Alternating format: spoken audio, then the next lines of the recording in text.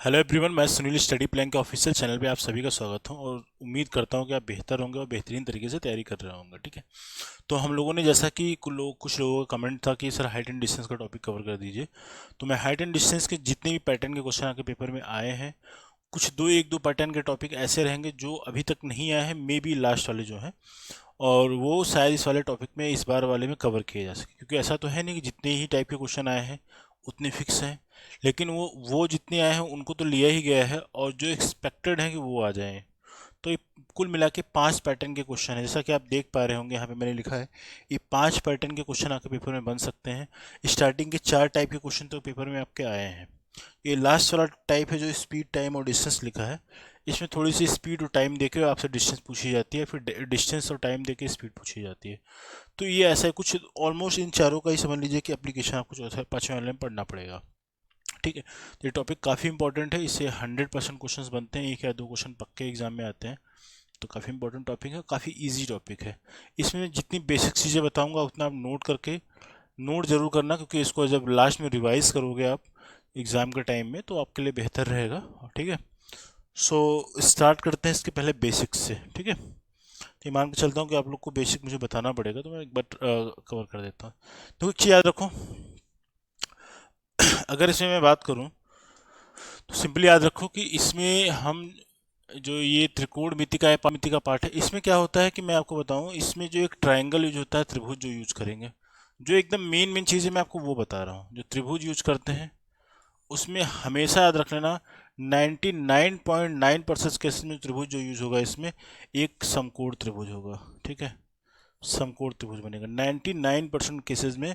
ठीक है, मुझे लगता है आपके पेपर में 100% अगर बोलूँ तो गलत नहीं होगा, सारे के सारे क्वेश्चन इसी से हो जाएंगे। क्योंकि सारे क्वेश्चन अगर इसी से आएंगे तो आपको इसकी प्रॉपर्टी पता रहनी चाहिए, तब आप क्वेश्चन बहुत आसानी से कर पाएंगे। ठीक है, बिना प्रॉपर्टी के आप क्वेश्चन इजीली नहीं कर पाएंगे। अगर आपको प्रॉपर्टी नहीं पता है तो आप कंडीशन बना बना लेंगे मगर सॉल्व नहीं कर पाएंगे।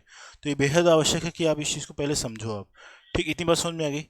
देखो, इस त्रिभुज में अगर आपको दिखाई पड़ रहा है समकोण त्रिभुज है, तो समकोण त्रिभुज में एक चीज़ याद रखो, हमें क्या क्या चीज़ें यूज करनी होती है। इतना समझ में आ गया? किसी को डाउट इसमें? ऐसा त्रिभुज जिसमें एक कोण समकोण हो वो क्या होता है? समकोण त्रिभुज बोला जाता है। और समकोण त्रिभुज में अगर मैं आपसे बोलूं तो इसमें अगर मैं आपसे बोलूं जस्ट मिनट, तो इसमें देखो दो पार्ट, एक इसमें ए बी दिख रहा है आपको, एक बी सी दिख रहा है और एक सी ए दिख रहा है। ये तीन चीज़ें इसमें दिख रही हैं। एक चीज़ याद रख लेना कि इसमें अगर आपको ये कोण अगर थीटा है मान लो, बहुत ध्यान से समझना, अगर ये कोण मान लो थीटा है तो इसके सामने जो कोण साइड होगी ये हमेशा लंब होगा। ये हमेशा लंब होगा, इस बात को आप अपने दिमाग में रख लीजिए, परपेंडिकुलर। और बाकी जो इसके साथ लगा हुआ, जो इसके साथ नीचे होगा, ये आधार हो जाएगा। ठीक है, आधार हो जाएगा। अगर ये लंब है या आधार है तो कर्ण हो जाएगा ये बात समझ में आई? एक बात और आप जानो, 90 डिग्री के सामने जो एंगल बनता है, साइड होती है, इसके जो सामने जो भुजा होगी, इसके सामने जो भुजा होगी हमेशा कर्ण होती है, इस बात को आप याद रखोगे। और जो ये कर्ण होगा सबसे बड़ी भुजा होती है। इन दोनों भुजाओं में अगर चेक करोगे सबसे बड़ी भुजा होती है। सबसे बड़ी भुजा कहाँ पे होगी? इन दोनों, इस त्रिभुज के दो शेष दो जो भुजाएं रहेंगी उन दोनों का तुलना करोगे तो जो ये कर्ण आएगा इन दोनों भुजाओं से बड़ा होगा। ठीक है, इतनी बात समझ में आ गई, ये बेसिक चीज़ समझ में आ गई। अब आते हैं पाइथागोरस प्रमेय पे, जो कि इस वाले टॉपिक के लिए मोस्ट इंपॉर्टेंट है कि अगर उचित नहीं जानोगे तो आप क्वेश्चन कर ही नहीं पाएंगे।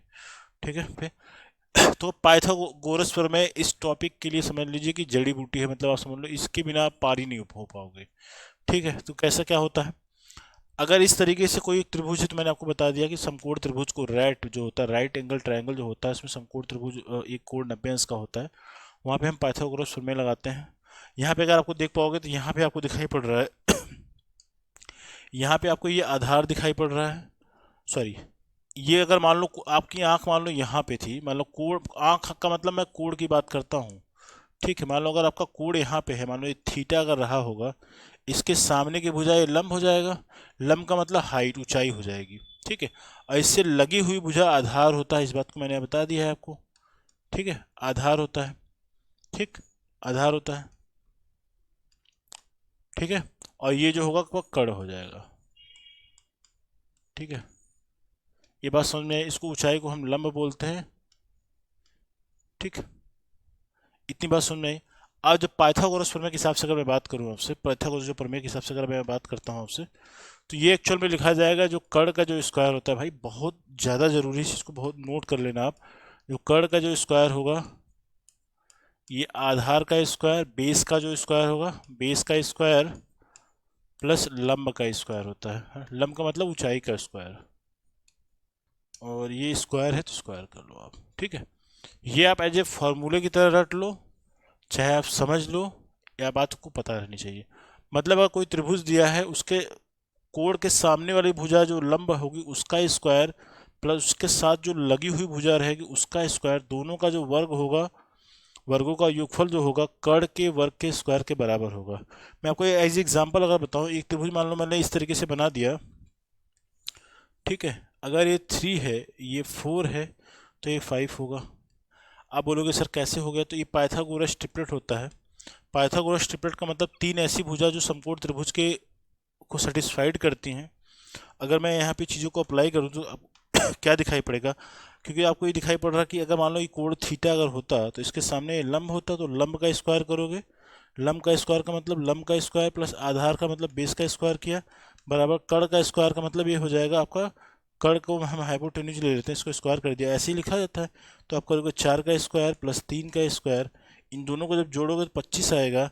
यहाँ पे 5 का भी जब स्क्वायर करोगे तो ये भी 25 आएगा। दोनों अगर आपस में बराबर हो गए भाई, तो याद रख लो ये समकोण त्रिभुज ही बनाएंगे हर एक केस में, है ना। इस बात को आप जान लेना। तो ये बेसिक बेसिक चीज़ें हैं, अगर आपको पता है तो आप क्वेश्चन को इतनी बात समझ में आएगी। ट्रिग्नोमेट्रिक रेशियो में आपको tan थीटा बराबर पता रहना चाहिए। बाकी अगर चीज़ें इसमें हम एंगल्स की बात करें, तो यहाँ पे एंगल जो मेजरली यूज होगा, एक 45 डिग्री यूज होगा, 30 डिग्री यूज होगा, 60 डिग्री यूज होगा। ये 3 एंगल पे ही सारे के सारे क्वेश्चन, तकरीबन 90% क्वेश्चन हो जाएंगे। अगर वो अलग से कोई ट्रिक का हाइट एंड डिस्टेंस का कॉन्सेप्ट क्लियर है कि नहीं, तो वो तो ये वैल्यूज से कर, क्योंकि ये नॉर्मली यूज करने वाले वैल्यूज हैं, ठीक है। तो मैं आपको बता दूं, tan 45 की डिग्री की अगर वैल्यू लिखोगे तो ये वैल्यू याद रखना, ये वैल्यू 1 होता है। tan 30 की जो वैल्यू होती है ये कितना होता है, 1/√3 होता है। और tan 45 हो गया है, tan 60 डिग्री की वैल्यू की बात करो, ये √3 होता है, ठीक है। tan अगर आपको पता है तो cot भी पता रहना चाहिए। cot इसका जस्ट उल्टा होता है। cot जस्ट उल्टा होने का मतलब एक का उल्टा करोगे तो एक ही आएगा, तो एक कर लो।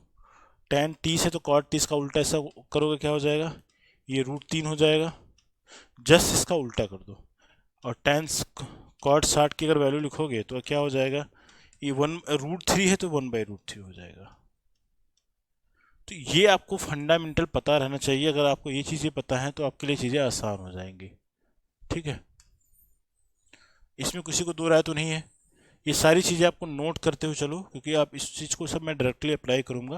अब question, one building one angle का मतलब क्या हो गया, ये जो पैटर्न है एग्जाम में, आप बिलीव कर लो, आप पेपर अगर चेक सॉल्व करना, इस वाले से तकरीबन आप समझ लो कि 50% चांस से क्वेश्चन इसी से बन जाएगा, ठीक है।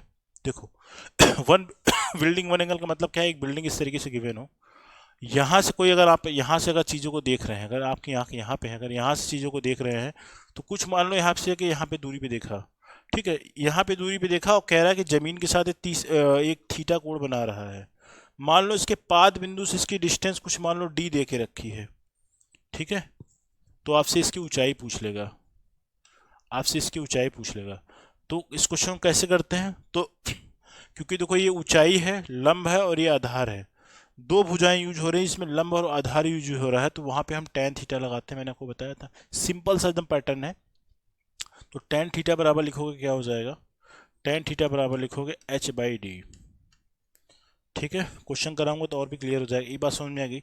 कभी कभी क्या करता है, आपको इस तरीके से त्रिभुज दे दिया जाएगा, ठीक है, बोलेगा कि अगर बिल्डिंग मान लो कि h ऊंचाई की बिल्डिंग है, मान लो इसकी जो ऊंचाई है कैपिटल H है, H दे के रखा है, आपसे पूछेगा कि अगर ये मान लो कोण 60 डिग्री बना है, मान लो इसकी वैल्यू मैं आपसे बता देता हूँ, सिंपली कह देता हूँ, इसकी वैल्यू मान लो अगर 30 मीटर है, 30 मीटर है, 60 डिग्री का कोण है, तो बताओ इसके पाद बिंदु से इस वाले पॉइंट तक के बीच की डिस्टेंस आप बताइए। इसको बताना है आपको, इसको बताना है। सिंपली अगर आप देख पाओगे तो यहाँ पे टेन थीटा अगर आप लगा दोगे तो काम आपका हो जाएगा। टेन थीटा बराबर मतलब टेन 60 डिग्री बराबर लिखोगे तो क्या हो जाएगा, लंब बटे आधार होता है, तो लंब यहाँ पे क्या है 30 है तो 30 लिख लो, आधार क्या है डी तो पता नहीं तो डी लिख लो। टेन 60 का मान होता है √3, √3 बराबर 30 बटे क्या हो जाएगा डी हो जाएगा। जब डी की वैल्यू सॉल्व करोगे तो क्या हो जाएगा जब डी की वैल्यू सॉल्व करोगे करोगे तो क्या हो जाएगा 30 डिवाइडेड बाई √3 हो जाएगा। अब एक चीज़ और जानो, ये तो इसका आंसर हो गया, लेकिन इसको सिंप्लीफिकेशन करने के लिए हम प्रमेयीकरण भी करेंगे। प्रमेयीकरण का मतलब क्या होता है, जो डेटा अगर रूट में नीचे आया है, आंसर यहाँ तक सही है, अगर एग्जाम में उसने सिंप्लीफाई करके दे दिया है तो आपको सिंप्लीफाई करना भी आना चाहिए। कैसे करते हैं देखो मेरे भाई, इसको सिंप्लीफाई करने का मतलब क्या हो जाएगा, ये √3 अगर नीचे है तो √3 से गुणा आप ऊपर भी कर दो, √3 से गुणा आप नीचे भी कर दो। मैं ये एक्स्ट्रा कर रहा हूँ, ये करने से क्वेश्चन थोड़ा और सिंपल हो जाएगा। आपको एक चीज़ ये पता रहना चाहिए, अगर कोई चीज़ रूट के अंदर इस तरीके से है, अगर इन दोनों का अगर आपस में गुणा करोगे आप तो इसकी वैल्यू ए आती है। इसको भी नोट लगाओ आप, ठीक है, इसको भी नोट करो आप, ठीक। तो इसका मतलब अगर ऊपर वाले का गुणा ऊपर वाले में करोगे तो 30 इंटू क्या हो जाएगा √3 हो जाएगा। जब नीचे वाले का गुणा नीचे वाले में करोगे तो √3 इंटू √3 हो जाएगा। √3 का गुणा √3 में करोगे तो 3 आएगा, तो ये आ जाएगा 30 √3 बाई क्या हो जाएगा, ये 3 हो जाएगा। 3 से काटोगे तो 10 गुना जाएगा, तो 10 √3 इसका जो आंसर आएगा, जो इसकी जो दूरी आएगी डी की जो दूरी आएगी 10 √3 आ जाएगा मीटर। इस तरीके से हम आंसर निकालते हैं। बात समझ में आ रही है? आई होप समझ में आ चुका होगा, ठीक है। तो चीज़ों को बिल्कुल बेसिक कॉन्सेप्ट एक एक पॉइंट में तोड़ तोड़ के करा रहा हूँ, जिससे जिसको कुछ भी अगर डाउट रहेगा वो क्लियर हो जाएगा, ठीक है। अब ये क्वेश्चन पढ़े हैं, क्वेश्चन को सॉल्व करें, देखो, ठीक है। ये कह रहा है एक टावर है, एक टावर की ऊंचाई कितना है 50 √3 है मीटर है। यदि बिंदु से 50 मीटर के दूर आधार में एक बिंदु आधार के शिखर से उन्नयन कोण क्या बनाएगा, ठीक है। यहाँ पे कोण पूछा जा रहा है, ये एंगल का मतलब यहाँ पे कोण लिख लो आप, ठीक है, कोण लिख लो, यहाँ पे लिखा रही है। कह रहा है एक टावर है, तो इस तरीके देखो, इस वाले कभी भी याद रखना, आपने क्वेश्चन पढ़ा, आपको इसके लिए डायग्राम बनाना अगर आपने स्टार्ट कर दिया तो क्वेश्चन आप 50% वही सॉल्व कर लेते हो। कह रहा है टावर है तो आप टावर बना लो इस तरीके से, टावर बना लिया, इसकी ऊंचाई 50 √3 दिया है तो 50 √3 लिख लो भाई। मीटर है तो मीटर लगा लो, ठीक है, कोई डाउट नहीं है इसमें। टावर के पाद बिंदु का मतलब ये वाला जो पॉइंट है, यहाँ इस वाले पॉइंट से कितना 50 मीटर की दूर, 50 मीटर दूर मतलब यहाँ पे 50 मीटर दूर, ठीक है, 50 मीटर दूर एक बिंदु से 50 मीटर मान लो बिंदु ये है, ठीक है। शिखर का उन्नयन कोण मतलब ये शिखर ये है, इसके साथ उन्नयन कोण बनाएगा तो ये कोण बनाएगा। कह रहा क्या क्या बनाएगा, तो मैं इसको मान लेता हूँ थीटा बनाएगा, ठीक है। आपको ये थीटा की वैल्यू बताना है, आई थिंक समझ में आ गया होगा। अब यहाँ पे आपको लंब दिखाई पड़ रहा है, आधार दिखाई पड़ रहा है, आंख बंद करके लगा दो टेन थीटा, तो टेन थीटा लगाओगे तो क्या हो जाएगा, लंब बटे आधार, थीटा की वैल्यू पता नहीं, तो लंब बटे आधार करोगे क्या हो जाएगा, ये 50 √3 है, और नीचे क्या है आधार में क्या है 50 है तो 50 लिख लिया। जब इसको सॉल्व करोगे तो 50 कटता हुआ नजर आ रहा है, तो ये वैल्यू कितनी आ गई, √3 आ गई। और टेन किसकी वैल्यू √3 होती है, टेन किसकी वैल्यू √3 होती है, तो आप बोलोगे सर थीटा की वैल्यू जो अगर 60 डिग्री रहेगी तब टेन 60 की वैल्यू क्या होती है, √3 होती है। देखा, डायरेक्टली अगर आपको फॉर्मूला पता है तो क्वेश्चन आप इजीली कर पाएंगे। फॉर्मूला का मतलब हो गया, अगर इस टेन 60 45 और 30 का वैल्यू पता रहना चाहिए। ये आप नोट कर लेना, इसको प्रैक्टिस करोगे, इसको याद नहीं करना, 8 10 15 क्वेश्चन करोगे तो आपको चीज़ें याद हो जाएंगी। बात समझ में आए? नए क्वेश्चन की तरफ चलेंगे। ये क्वेश्चन पढ़ो, कह रहा है एक टावर के आधार से 30 मीटर की दूर पहले टावर बनाते हैं। मान लो एक टावर है, टावर के आधार से 30 मीटर की दूर, आधार मतलब ये नीचे जिस पे टिका हुआ है, आधार से 30 मीटर की दूर मतलब ये 30 मीटर यहाँ पे लिख लो भाई। 30 मीटर की दूर एक बिंदु से टावर के शिखर का उन्नयन कोण, इस बिंदु से टावर के साथ का शिखर का जो उन्नयन कोण बन रहा है 30 अंश है, ठीक है, 30 डिग्री दिया गया है। अब टावर की ऊंचाई ज्ञात करना, मान लो ऊंचाई हमको ये ज्ञात करना है, मालूम नहीं तो इसकी ऊंचाई को हमने h मान लिया, कुछ भी मान सकते हैं, है ना, और इसकी यहाँ पे 30 मीटर दूरी है। अब बताओ कितना ज़्यादा आसान है, आप खुद से देख पा रहे हो। अगर आपने फिगर ड्रॉ कर लिया तो क्वेश्चन मुश्किल से मुश्किल, आप ऐसा कोई विद्यार्थी नहीं होगा जो नहीं कर पाएगा, ठीक है। अगर यहाँ पे tan 30 अगर लगा लो, tan थीटा अगर मैं लगाता हूँ, थीटा की जगह पे यहाँ पे क्या है, थीटा की वैल्यू कितनी है, आप बोलोगे 30 डिग्री रखा है। अगर मैं tan थीटा अगर लगाता भाई, तो tan थीटा बराबर क्या करते हैं आप, tan थीटा बराबर लिखते हैं लंब बटे आधार, लंब बटे आधार करते हैं। लंब यहाँ पे कितना है हमें पता नहीं है, उसको h माना तो उसके जगह पे h रखो, और आधार क्या है 30 मीटर दे के रखा है, 30 रख लो, ठीक है। और थीटा की वैल्यू अगर हम लोगों ने माना है 30 डिग्री, क्वेश्चन में दे के रखा है, तो 30 डिग्री रख लो, ये बराबर h बटे कितना आएगा, 30 आएगा, ठीक है, 30 आएगा। तो h की जब वैल्यू लिखोगे तो क्या हो जाएगा, 30√3 हो जाएगा, 30 × 10 30 हो जाएगा, आप बोलोगे बिल्कुल हो जाएगा। और tan 30 की जो वैल्यू होती है कैसे लिखते हो आप, tan 30 की वैल्यू होती है 1/√3, 30 इंटू क्या होता है, इसकी वैल्यू हमें पता है 1/√3, तो 1/√3 लिख लिया, ये हो गया 30/√3। 30/√3 को भी सॉल्व करने का तरीका मैंने अभी कुछ देर पहले बताया था। आप इसमें परमेयीकरण करोगे, परमेयीकरण करने पर, परमेयीकरण करने पर करने देखो भाई, परमेयीकरण का मतलब क्या हो गया, अगर कोई चीज़ अगर इस तरीके से दिख के रखी है, इसको सिंप्लीफाई करना होता है, नीचे जो स्क्वायर रूट के अंदर जो वैल्यू दिया रहता है उसको ऊपर भी गुणा कर देते हैं, उसको नीचे भी गुणा कर देते हैं, क्योंकि समान राशि का अगर ऊपर नीचे गुणा करोगे तो उसके मान में कोई फर्क पड़ेगा नहीं, इससे चीज़ें सिंपल हो जाती हैं, ठीक। तो एग्जाम में जो आंसर आते हैं आप कर तो लोगे, बट इसको जो सिंप्लीफाई अगर नहीं कर पाओगे तो आंसर का मिलान नहीं कर पाओगे, आप सही आंसर नहीं बता पाओगे, इसलिए इसको करना ज़रूरी है, सीखना भी ज़रूरी है। इसको जब करोगे क्या हो जाएगा, 30√3, मैंने अभी कुछ देर पहले बताया, √3 का गुना √3 में जब करोगे तो ये 3 आ जाएगा, 3 से काटोगे 3 धाम में 30 हो जाएगा, तो क्या आ जाएगा 10√3 आ जाएगा। मीटर है तो मीटर लगा लो आप। तो मतलब क्या है, इसकी जो ऊंचाई कितनी आ गई, उसकी ऊंचाई आ गई 10√3 मीटर, ठीक है। तो इस तरीके से क्वेश्चंस करते हैं, आसान सा क्वेश्चन है, ठीक है। इसमें एक दो क्वेश्चन और देखते हैं। इस पैटर्न से क्वेश्चन एग्जाम में आपके बहुत ज़्यादा बने हैं, ठीक है, चाहे किसी वर्ग में हो। आप देख, अगर पेपर आपने देखा होगा तो ये पैटर्न देख लेना, अब जाके क्वेश्चन करना, तो अब देखना सारे क्वेश्चन कर पाओगे। कह रहा है खंबे के एक ऊर्ध्वाधर खंबा है, ऊर्ध्वाधर का मतलब एक लंबवत खंबा है, खंबा तो ऐसे ही होता है भाई, इस बार खंबा डिजाइन के साथ बनाते हैं, ये मान लो खंबा है, ठीक है, खंबा लग रहा है ना, ठीक है, एक खंबा है मान लो, एक खंबा की परछाई, परछाई का मतलब क्या हो जाएगा, कुछ इसी तरह की परछाई बनेगा, तो मतलब परछाई की, इसकी जो परछाई बन रही है, परछाई इसकी लंबाई के बराबर यहाँ तक बन रही है। मान लो जितना इसकी जितनी उसकी, अगर मान लो जितना, मान लो 5 मीटर रहा होगा, तो ये भी 5 मीटर लंबा क्या बन रहा है, इसकी परछाई बन रही है। तो सूर्य के साथ उन्नयन कोण क्या होगा, बहुत आसान सा क्वेश्चन है, बढ़िया क्वेश्चन है ना। तो अगर इसमें देखो, कह रहा है एक टावर है, टावर जब सूरज पड़ रहा है तो जितना अगर मैं बात करूं इसमें, तो इसकी जो परछाई बन रही है, जितना टावर ये है उतना ही लंबा इसका परछाई बन रहा है, ठीक है, परछाई है ये परछाई है, ठीक है, परछाई। अगर मान लो ये h मीटर रहा होगा, तो परछाई भी यहाँ से यहाँ तक h मीटर ही बनी है, इस क्वेश्चन के हिसाब से इसकी टावर की जो ऊंचाई है और जो उसके द्वारा बनी परछाई है आपस में बराबर है, तो बता रहा है सूर्य का उन्नयन कोण क्या होगा सूर्य के साथ, ठीक है। मान लो सूरज यहाँ पे था, मान लेते हैं, मानने में क्या जा रहा है, ठीक है, तो उन्नयन कोण यहाँ पे बनाएगा कहीं पे, ये तो बनाएगा, तो ये कोण हमें बताना है, कोण क्या बनेगा ये, ठीक।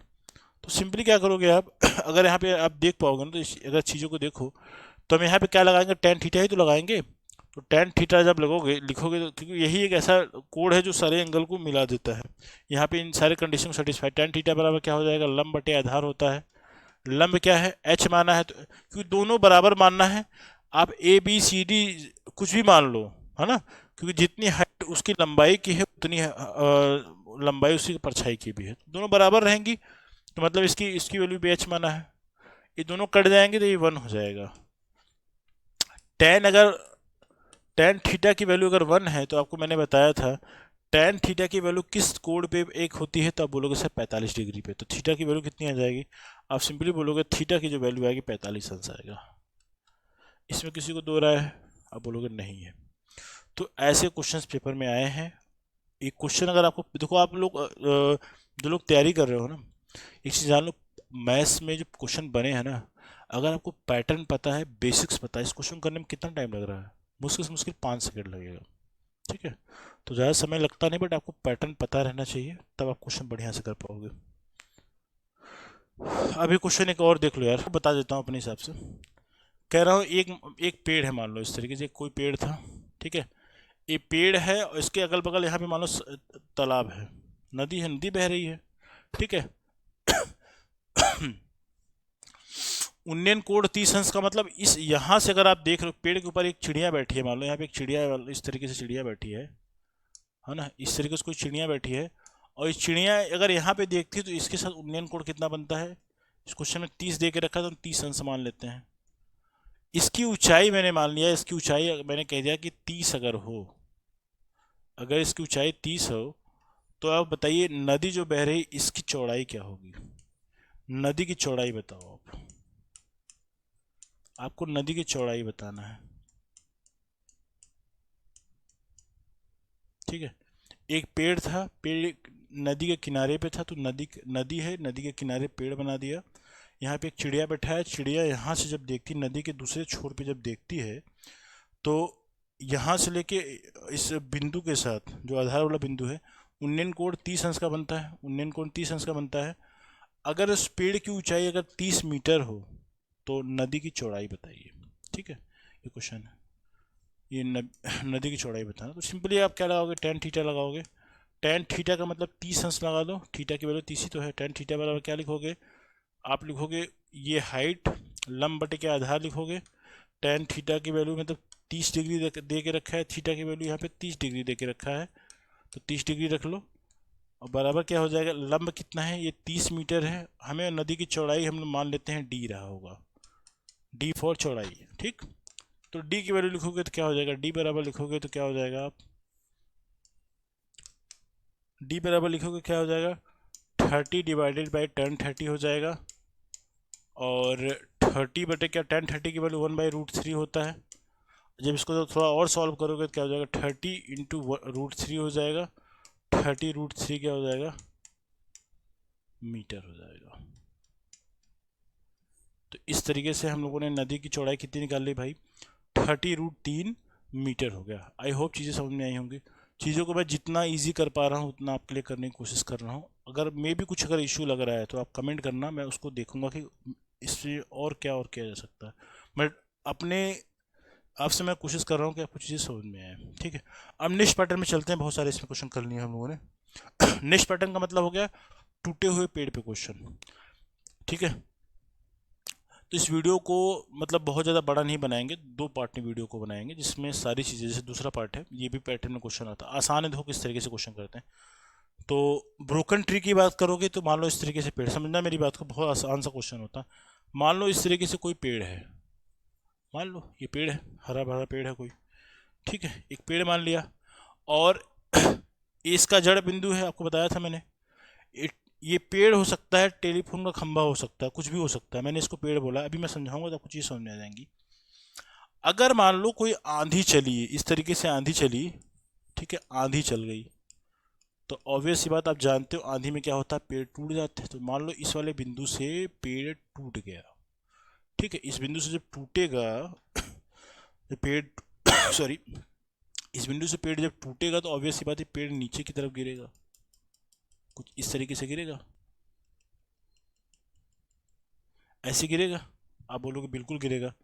तो ये पेड़ जब गिरेगा तो यही हिस्सा तो नीचे आएगा, तो जब नीचे गिरता है तो बोल देता है इसका कोड आपको दे दिया जाएगा, इसका कोड दे दिया जाएगा।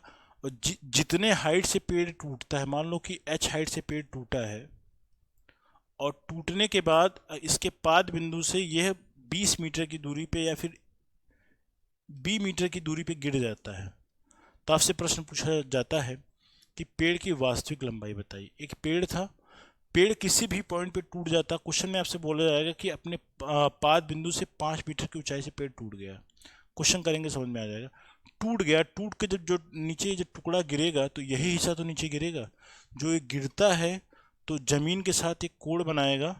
अगर आप इस चीज़ को मैं आपको इसको फिगर के थ्रू समझाने की कोशिश करूंगा। गिर गया तो आपसे पूछता है पेड़ की वास्तविक ऊंचाई बताइए, ये पूरी वास्तविक ऊंचाई पूछता है।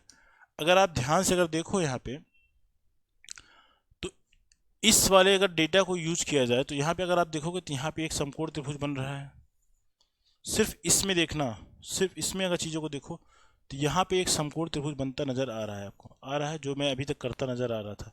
मैंने आपको बताया समकोण त्रिभुज खोजना मेरे भाई, क्वेश्चन सॉल्व कर ले जाओगे, ठीक है। तो इस चीज़ को अगर यहाँ पे निकाल के रखो तो क्या हो जाएगा, इसकी वैल्यू h माना है, इसकी वैल्यू आपने d माना है।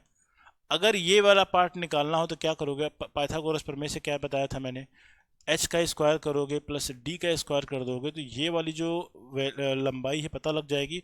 यही लंबाई जो पेड़ की ये ऊंचाई है, यहाँ से लेके यहाँ तक हिस्सा है, यहाँ से यहाँ तक का हिस्सा है, मान लो इसको हमने L मान लिया, ठीक है। तो ये जो ऊंचाई आएगी जिसको हमने L माना है, ये वाला पार्ट, तो L की ही तो वैल्यू है under root H square plus D square. इन दोनों जब ये हिस्से की वैल्यू निकाल लोगे जो कि इस हिस्से के बराबर है, तो ठीक है, तो h पहले से दिया है, इसको इसमें जोड़ दोगे तो आपको पेड़ की वास्तविक ऊंचाई पता लग जाएगी। ये कभी कभी टेलीफोन के खंभे में क्वेश्चन आता है। एक टेलीफोन का खंभा था, ठीक है, एक खंभा था, हवा चलने से या फिर किसी कारणवश टूट गया है। टूटने के बाद जमीन से 5 मीटर की दूरी या 50 मीटर की दूरी पे क्या होता है, जमीन के साथ 30 अंश का कोण बनाते हुए आपको दिखाई पड़ेगा, ठीक है। तो आपको खंभे की वास्तविक लंबाई बताना है। अब देखो मैं इसको फिगर के थ्रू समझाने की कोशिश करता हूँ। देखो फिगर ये समझ पा रहे हैं। देखो इस वाले दोनों केसेस में देखो, एक पेड़ था, पेड़ अगर इस तरीके से था, मान लो पेड़, ये मान लो ये पेड़ था, पेड़ देखो टूट गया है भाई, टूट गया है, आप फिगर समझने की कोशिश करना, टूट गया है, इस वाले पॉइंट से टूटा है, इस वाले पॉइंट से टूटा है।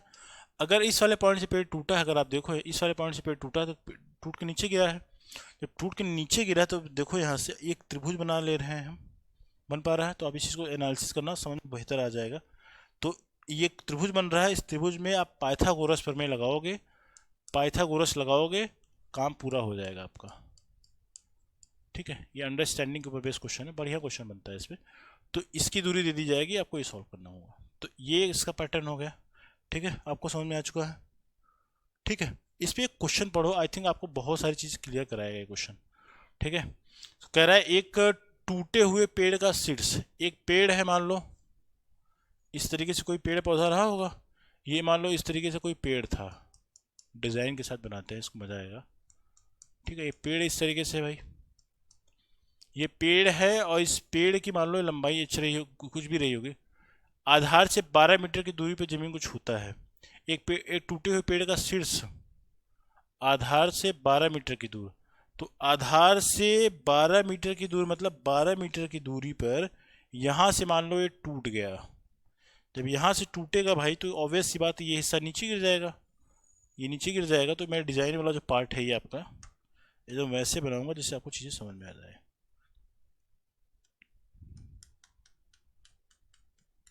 ठीक है। नीचे गिर गया, 12 मीटर पता लग गया, ये दूरी जो है 12 मीटर है, ठीक है। अब कह रहा है कि 12 मीटर जमीन को छूता है।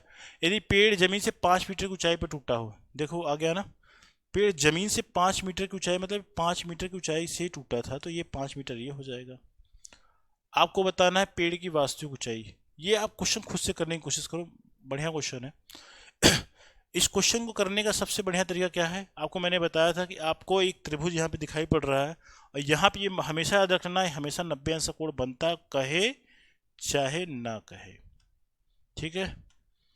कहे चाहे ना कहे, आप 90 अंश का कोण आप खोज लोगे, आप अपना काम कर लोगे, सिंपल सी बात है। अगर हम इसकी लंबाई निकाल ली जो कि किसी त्रिभुज में कर्ण होता है, अगर हम कर्ण की लंबाई या फिर इसको मान लो ए बी सी डी कुछ भी कह सकते हो, अगर इसकी लंबाई निकालना चाहें तो आप बोलोगे सर कुछ नहीं करना है, ये लंबाई का स्क्वायर कर लीजिए प्लस इस जो नीचे की जो चौड़ाई है आधार से दूरी है उसका स्क्वायर कर लीजिए, ठीक है, इसका स्क्वायर कर लीजिए, जो कि ये जो टूटा हुआ पेड़ है जो नीचे यहाँ पे गिरा हुआ इसकी लंबाई हम निकाल लेंगे। जब इसको सॉल्व करोगे मेरे भाई तो ये आ जाएगा 25 आ जाएगा, और 12 का जब वर्क करोगे तो 144 आ जाएगा, आपस में ऐड करोगे तो ये 169 आ जाएगा, और जब इसको और सॉल्व करोगे तो 13 आ जाएगा। मीटर है तो मीटर लगा लो आप। तो मतलब इसकी जो लंबाई है 13 मीटर आने का मतलब क्या हो जाएगा, जो ये टूटा हुआ हिस्सा है तो ही 13 मीटर है, तो मतलब इसका मतलब पता लग गया ये 13 मीटर है। अब मुझे बताइए आपको क्या कुछ इसमें डाउट है क्या। इसमें हमें ये पेड़ की नीचे से लंबाई पता है 5 मीटर, ऊपर की लंबाई हम लोगों ने निकाल लिया 13 मीटर। अगर पेड़ की वास्तविक लंबाई पूछेगा तो आप बोलोगे सर 13 ऊपर से है नीचे से 5 है, तो 13 + 5 करोगे आप तो ये क्या हो जाएगा, ये 18 मीटर क्या हो जाएगा, 18 मीटर लंबा पेड़ रहा होगा, ठीक है।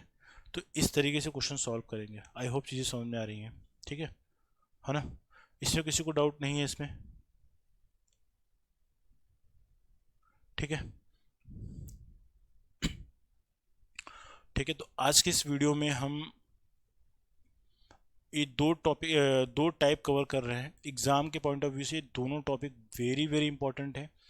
आने वाले अगले वीडियोस में, ठीक है, जो आपके बाकी के जो जो आपका टाइप्स हैं, ठीक है, जो बाकी के टाइप्स हम लोगों ने आज ये कवर कर लिया है, ये कवर कर लिया। बाकी के जो 3 टाइप हैं मैं कोशिश करूँगा इसके अगले वाले वीडियो में वो सारी चीज़ें कवर कर लूँ। बिलीव मी, जितनी चीज़ें करा रहा हूँ इससे बाहर एक भी क्वेश्चन एग्जाम में नहीं बनने वाला है, और आप क्वेश्चन को आसानी से सॉल्व कर पाएंगे।